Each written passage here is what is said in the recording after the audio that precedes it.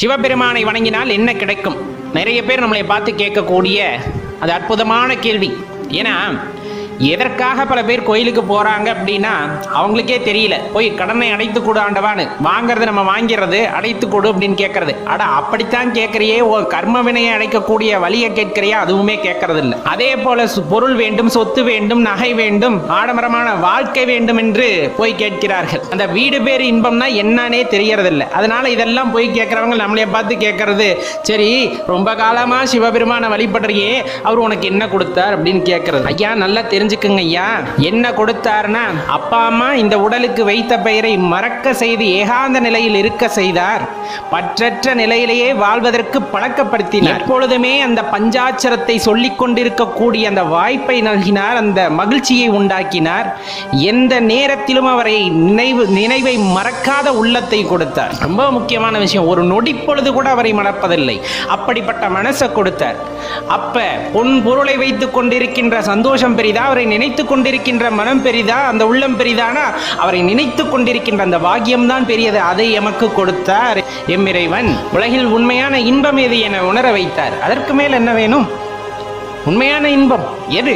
அவரை உணர்ந்து அவருடன் இரண்டர கலக்கும் நிலை அல்லவா உண்மையான இன்பம் அப்படிங்கிறது. அதை உணரக்கூடிய வாய்ப்பை தந்தார். மற்றவங்களையும் சிவமா பார்க்கக்கூடிய தன்மையை கொடுத்தார். இது எத்தனை பேருக்கு கொடுத்திருப்பார்?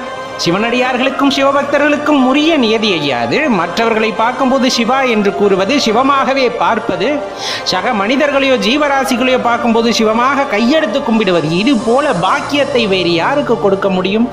அடியார்களுக்குத்தான் எம்பெருமான் கொடுக்கின்றார். அவரை உணர்ந்தவர்களுக்காகவே அதை செய்கின்றார். அப்படிங்கிறது தான் நம்ம தெரிஞ்சுக்க முடியும். மற்றவங்க கூட என்னைக்குமே ஒப்பிட்டதில்லை ஐயா, மற்றவங்களோட என்னைக்குமே ஒப்பிட்டதில்லை.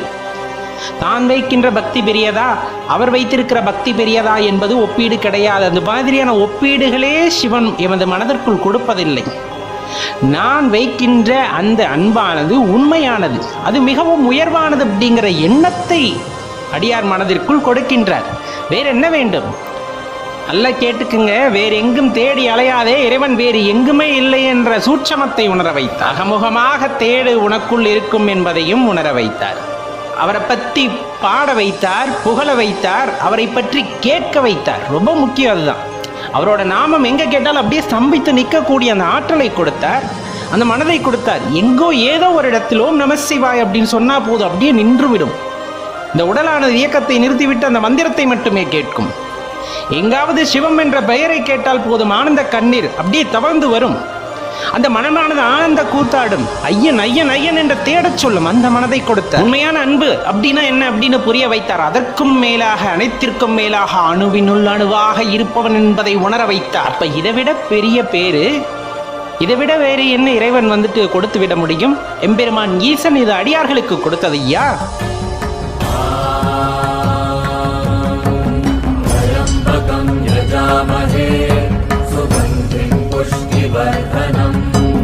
पूर्वारुकमिव बन्धनान् मृत्योर्मुक्षीयमामृतात्